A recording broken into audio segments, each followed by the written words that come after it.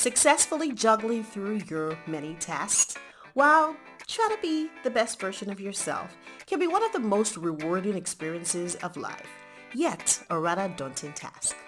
Now join Cresta Durojaiye, Africa's leading productivity expert and life strategist, as she equips and empowers you with practical tools that bring organization and structure to help you be more efficient and live your best life possible.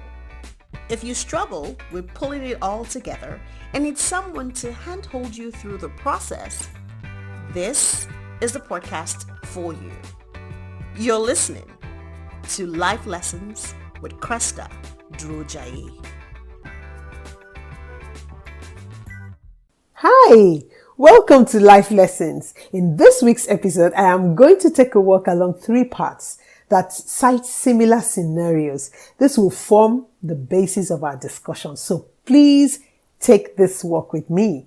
Now, you know how it is that sometimes we have clutter in our space or our lives or our minds, and it doesn't quite, let us progress or get much done. But because we have managed to survive with it, thus far, we choose to continue managing it, feeling that we are fine because, it hasn't killed us just yet. Yes, you may know how to cope with making it through with clutter, but you haven't even tried to experience the other side of it, where it's much easier for you to thrive without clutter. If you're doing well now, just imagine how much higher you could go because the clutter weight is gone and you feel lighter. Now, in path one, the scenario is that of I'll keep managing it. In part two, the scenario is that of, I prefer that other people, look away and, kind of mind their business and leave me just the way that I am, shaking nothing, ruffling no feathers whatsoever.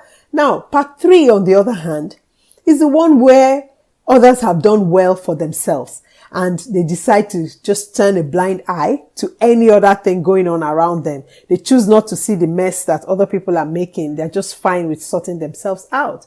Now, stay with me. This work is definitely headed somewhere, and don't worry, we would arrive soon.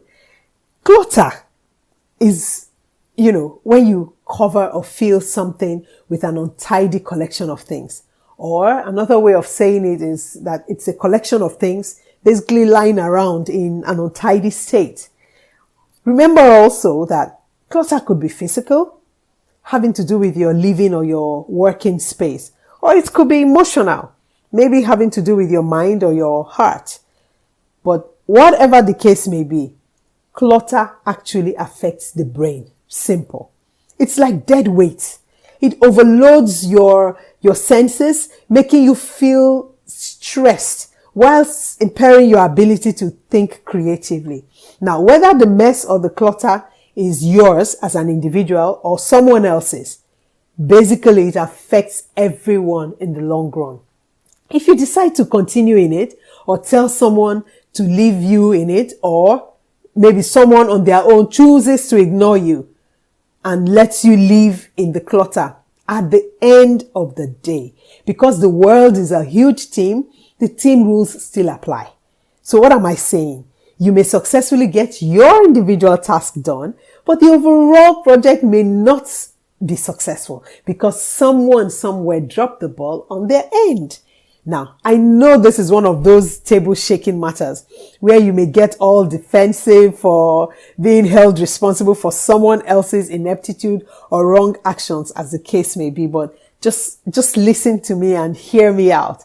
When clutter affects you, it affects not just you, but also the people and the environment around you. It's just like a communicable disease. The bad vibes and the resultant effects spreads all around.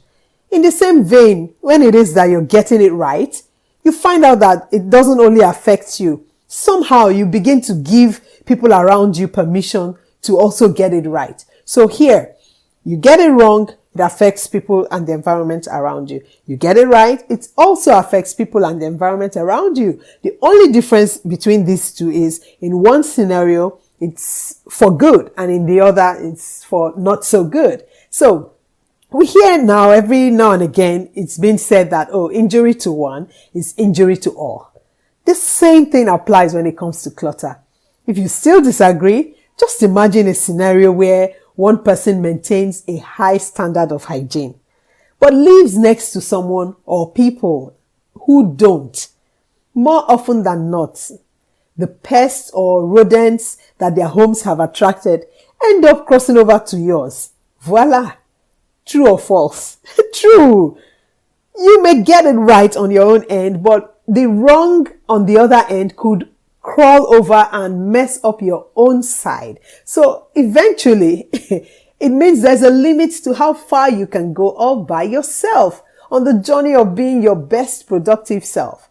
If the environment or people around you have clutter, whether in their spaces, their lives, their hearts or minds, whatever it is, it stifles your own progress. Remember that you don't live alone. Neither do you do life alone. Your path always crosses with other people's paths on a daily basis.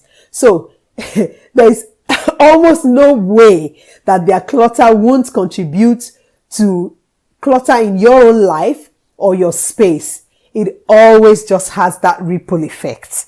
Now, what do? We have to learn to be more intentional and make ourselves decluttering agents. Yes. You don't live for yourself alone. The environment around you greatly affects how much you can flourish or how far you can go. So my charge to us would be this. Whilst you are making efforts at building yourself and, laying building blocks towards your personal growth and development, you need to remember that the general environment around you, if it is left unattended, eventually stalls your own growth or your own development or your own productivity. So the clutter you see and ignore now may end up, standing in the way of your productivity tomorrow. So we should get to that stage where we flag a clutter revolution, if I may put it that way, where each of us would begin to see ourselves as decluttering agents, where we sort out not only our own clutter issues, but also look at the bigger picture and choose to influence the people and the environment around us positively. No man is an island, like the saying goes, and what goes around eventually comes around. Now, an environment with less clutter breeds peace. It frees you up and it inspires the people that are within that environment to be more productive. Now, when the environment is filled with highly productive people, you can just imagine. It spurs mass productivity, which promotes growth all around. So the next time you see clutter or of any sort, just remember that decluttering gears you towards influencing change, knowing that as you're doing it, you also get better for it. Now, wherever you go, just make it a conscious effort and be more intentional about lending your voice to correcting the clutter challenges around you. Do whatever it takes to keep clutter out and encourage others around you too to do the same, because it eventually comes back to affect you, whether for good or for bad. So let's raise a clutter revolution and bring about the clutter change that the world around us needs to thrive and be more productive. Never ever feel that it's fine just because the boat isn't leaking on your own end. Remember that regardless of whose end it leaks from, as long as we are all in the same boat, it fills up and sinks everyone on the long run. Clutter to one is clutter to all. So raise a clutter revolution together and let's bring about a general environment that fosters productivity. Now keep at this and see you next week. Cheers. If you enjoyed this episode of Life Lessons with Cresta Durojaiye, now don't forget to leave a comment and of course share this episode with those you love.